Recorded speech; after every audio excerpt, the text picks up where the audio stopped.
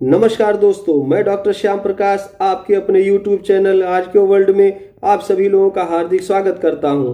दोस्तों, history of Bihar की इस ऐतिहासिक श्रृंखला में आज हम बात करेंगे मौर्यकालीन इतिहास जानने के स्रोत के शेष भाग की।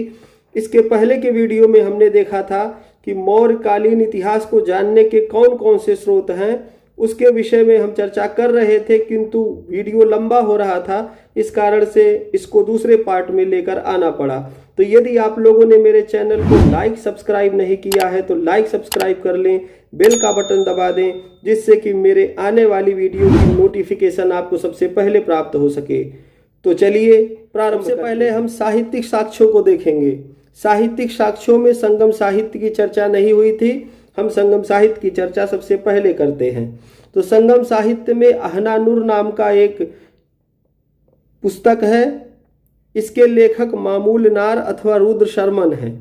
इस ग्रंथ से मौर्य राजाओं के विषय में सूचना प्राप्त होती है। तो क्या सूचना प्राप्त होती है अहनानुरु से? कि चंद्रगुप्त मौर्य ने दक्षिण भारत में आक्रमण किया था और उस क्षेत्र में जाकर के कब्जा कर लिया, वहां के राजा को हटा करके, जो कि कर्नाटक के क्षेत्र का राजा था। दूसरा है परडार। परडार नाम के ग्रंथ के लेखक का नाम कपिलर है।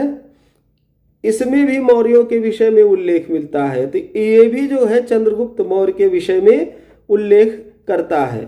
क्षेमेंद्र की बृहत कथा मंजरी तथा सोमदेव की कथा सरित सागर से भी मौर्य शासकों के विषय में सूचना प्राप्त होती है। तो जो क्षेमेंद्र है, इसकी पुस्तक बृहत कथा मंजरी है, तथा जो सोमदेव है, इसकी पुस्तक कथा सरित सागर है। इन दोनों लेखकों की पुस्तक से भी मौर्य शासकों के विषय में सूचना मिलती है, उनके राजवंश, उनके द्वारा किए गए राजनीतिक अभियानों और मौर्यकालीन समाज के विषय में भी इसमें सूचना दिखलाई देती है। जैन ग्रंथ कल्पसूत्र एवं परिशिष्ट पर्व के अतिरिक्त जिन प्रभु सूर्य कृत विविध तीर्थ कथा, श्री चंद्रकृत कथाकोश तथा हरिभद्र सूर्य कृत बृहत कथाकोश में भी मौर्यों के विषय में सूचना प्राप्त होती है। तो इसके पहले के वीडियो में हमने कल्पसूत्र और परिशिष्ट पर्व की बात की थी। आज हम देख रहे हैं कि जो जिन प्रभु सूर्य की पुस्तक है विविध तीर्थ कथा, उसमें भी मौर्य शासकों का उल्लेख है। कथाकोश जो श्री चंद्र की लिखी हुई पुस्तक है, उसमें भी मौर्यों का उल्लेख है। और हरिभद्र सूर्य की बृहत कथा कोश में भी हम देखते हैं कि चंद्रगुप्त मौर्य से संबंधित हमको आख्यान दिखलाई देते हैं। तो इस प्रकार से देखें तो जैन ग्रंथों में भी कई सारे जैन ग्रंथ चंद्रगुप्त मौर्य और मौर्य शासकों के विषय में उल्लेख करते हैं। बौद्ध तिब्बती विद्वान लेखक लामा तारानाथ की पुस्तक भारतीय बौद्ध धर्म का इतिहास से भी मौर्य शासकों के विषय में सूचना प्राप्त होती है। तो हम देखें कि जो बौद्ध लेखक लामा तारानाथ हैं, उन्होंने एक पुस्तक लिखा है भारतीय बौद्ध धर्म का इतिहास। उसमें उन्होंने मौर्य शासकों के विषय में विस्तृत तरीके से चर्चा की है और उन्होंने बताया है कि किस किस परिस्थितियों को झेलते हुए चंद्रगुप्त मौर्य आगे बढ़ता है और धीरे धीरे करके मगध की सीमाओं को भारत से बाहर की तरफ ले जाता है, या फिर संपूर्ण भारत में, संपूर्ण जम्मू द्वीप में उसका अधिकार हो जाता है। बौद्ध ग्रंथ मिलिंद पढ़ो, जिसको मिलिंद के प्रश्न भी कहते हैं, इसमें मौर्य सम्राट चंद्रगुप्त मौर्य के शासनकाल के विषय में सूचना मिलती है। तो बौद्ध ग्रंथ मिलिंद पढ़ो, मिलिंद जो है उसी का नाम मिनेंडर है और ये हिंद एवं शासक है। इसका बौद्ध भिक्षु नागसेन के साथ दार्शनिक बातों पर वार्तालाप होता है और इसी वाद विवाद को मिलिंद प्रश्न या मिलिंद पढ़ो के नाम से हम जानते हैं। बाद में चल करके मिलिंद और उसकी जो पत्नी थी अगाथोक्लीस, दोनों की दोनों बौद्ध धर्म को ग्रहण कर लेते हैं। ये भिक्षु बन जाता है, वो भिक्षुड़ी बन जाती है और दोनों मिलकर के बौद्ध धर्म को आगे बढ़ाने का कार्य करते हैं। इसकी सूचना हमको मिनेंडर के सिक्कों पर और अगाथोक्लीज के सिक्कों से प्राप्त हो जाती है। मिनेंडर ने धम्मचक्र लिए हुए अपने सिक्के को उत्कीर्ण करवाया है और उसी जगह पर अगर हम देखें तो अगाथोक्लीज ने बुद्ध के प्रतीकों का अंकन करवाया है अपने सिक्कों पर। आगे थप कासिनी टीका जो महावंश पर आधारित है, एक बौद्ध ग्रंथ है। इसमें चंद्रगुप्त मौर्य के विषय में कई महत्वपूर्ण उद्धरण प्राप्त होते हैं। तो हम जानते हैं कि महावंश में उल्लेख मिलता है जो कि सिंहली बौद्ध ग्रंथ है, और इसी की जो टीका है वंशथप कासिनी, इसमें भी उल्लेख मिलता है चंद्रगुप्त मौर्य का, उसके शासनकाल के विषय में जानकारी मिलती है और उसके द्वारा किए गए कार्यों की जानकारी मिलती है। अब हम देखते हैं कि पुरातात्विक स्रोतों में कौन से स्रोत छूट गए थे, और वो स्रोत थे नवीन अनुसंधानों पर जो आधारित स्रोत हैं। हम लोगों ने अभिलेख देख लिए थे, हम लोगों ने रुद्रदामन का अभिलेख देख लिया, अशोक के बारे में चर्चा कर ली, सोहगौरा महास्थान लेख के बारे में बात कर ली।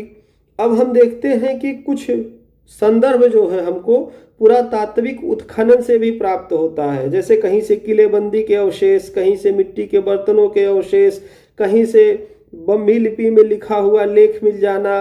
तो इस तरीके की चीजें भारत के विभिन्न कोनों से हमको प्राप्त होती हैं जो मौर्यकालीन बस्ती होने की तरफ इशारा करती हैं। तो वो हमारे लिए एक नवीन अनुसंधान का कार्य करती हैं, और इसलिए हम उसको एक स्रोत के रूप में समाहित करते हुए आप लोगों के समक्ष बताना चाहेंगे कि वो कौन कौन से प्रमाण हैं जिसको ढूंढ करके आर्कियोलॉजिस्ट ले आए हैं। तो मौर्यकालीन कुछ नवीन पुरातात्विक स्रोतों को पुरातत्व वैज्ञानिकों द्वारा हमारे समक्ष प्रस्तुत किया गया है। उनमें सबसे पहले तक्षशिला में स्थित भीर नामक टीले से मौर्यकालीन बस्ती के प्रमाण का प्राप्त होना है। तो जो भीर है, सिरकप है, ये सारे टीले हमको तक्षशिला में दिखलाई देते हैं। तक्षशिला का उत्खनन जॉन मार्शल द्वारा करवाया गया था, और मार्शल को ही सबसे पहली बार तक्षशिला से नेगम नाम के सिक्के मिले थे, पंचमार्क कॉइन्स मिला था, डायोडोरस का एक स्वर्णिम सिक्का मिला हुआ था। इसके अलावा हम देखते हैं कि जो इंडो ग्रीक शैली के बने हुए स्थापत्य हैं वो भी दिखलाई देते हैं, जांडियाल मंदिर मिला हुआ था। तो इस तरीके से देखें तो तक्षशिला में जो भीर, सिरकप जैसे टीले हैं वहां से भी मौर्यकालीन बस्ती के एविडेंस मिलते हैं जो चंद्रगुप्त मौर्य द्वारा किए गए विजय अभियानों की पुष्टि करते हैं। रोपड़ जो कि पंजाब में है, यहां से प्राप्त एक मुहर पर मौर्यकालीन बम्भी, जिसको हम ब्राह्मी अथवा धम्म लिपि कहते हैं, उसमें उत्कीर्ण एक लेख प्राप्त हुआ है। तो जो रोपड़ का एरिया है, पंजाब का एरिया है, वहां से एक मुहर मिली हुई है जिस पर मौर्यकालीन बम्भी, शुद्ध वो बम्भी ही है। इसलिए शुद्ध बम्भी है क्योंकि जो ललित बिस्तर है लामा तारानाथ की पुस्तक, उसमें हम देखते हैं कि 64 लिपियों का उल्लेख किया गया है, जिसमें से पहली लिपि के रूप में बम्भी लिपि ही आती है। बाद में जब उसका संस्कृताइजेशन किया गया, जब उसको संस्कृत में लिखा गया तो ब्राह्मी कर दिया गया। पाली पाकित में वो बम्भी होता है, और अशोक ने लिखवाया था, मैं लेख ही लिख देता हूं, इयम धम लिपि चा। तो इस तरीके से अशोक ने लिखवाया था कि इयम धम्म लिपि चा, मतलब कि यह धम्म लिपि है और हम उसको ब्राह्मी लिपि के नाम से जानते हैं।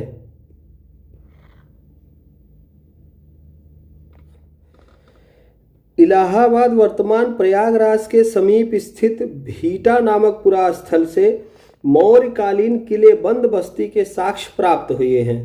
तो जो ये भीटा नामक स्थान है, ये इलाहाबाद, जिसको वर्तमान में प्रयागराज कहते हैं, वहां पर स्थित है। यहां से मार्शल महोदय को, जो आर्कियोलॉजिकल सर्वे ऑफ इंडिया के द्वितीय महानिदेशक थे, इनको NBPW मिला था। सबसे प्राचीन कल्चर के रूप में NBP दिखलाई देता है भीटा में। और यहाँ पर उत्खनन करते समय विद्वानों को, पुरातत्व वैज्ञानिकों को किलेबंद बस्ती मिली थी।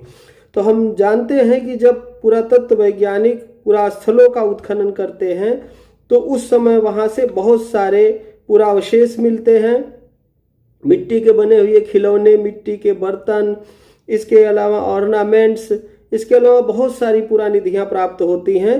साथ ही साथ बहुत सारे स्ट्रक्चर प्राप्त होते हैं, जैसे कि किलेबंद बस्ती हो गई, या भवन हो गए, या टूटी दीवारें हो गई, रैम्पर्ड हो गए, रक्षा प्राचीरें हो गई। तो इस तरीके के एविडेंस मिलते रहते हैं। तो भीटा में जो किलेबंद बस्ती मिली थी वो मौर्यकालीन थी।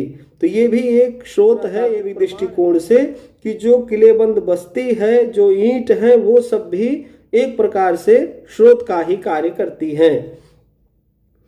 पश्चिम बंगाल में बानगढ़ एवं चंद्रकेतुगढ़ से मौर्यकालीन मिट्टी की चार दीवारी प्राप्त हुई है। तो अब चंद्रकेतुगढ़ जो कि बंगाल में है, और हमने देखा कि आगे चल करके महास्थान है जो वर्तमान में बांग्लादेश में चला गया है। यहाँ से उसने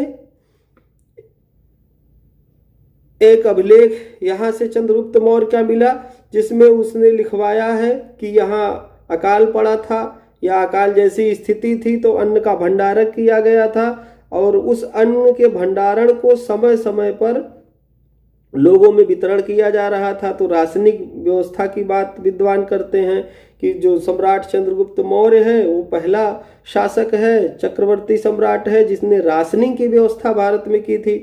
तो अब पश्चिम बंगाल से ही बानगढ़ और चंद्रकेतुगढ़ से चार दीवारी मिल जाती है मौर्यकालीन। तो पुरातात्विक रूप से भी ये प्रमाणित हो जाता है कि मौर्य शासकों का आधिपत्य पश्चिम बंगाल में था।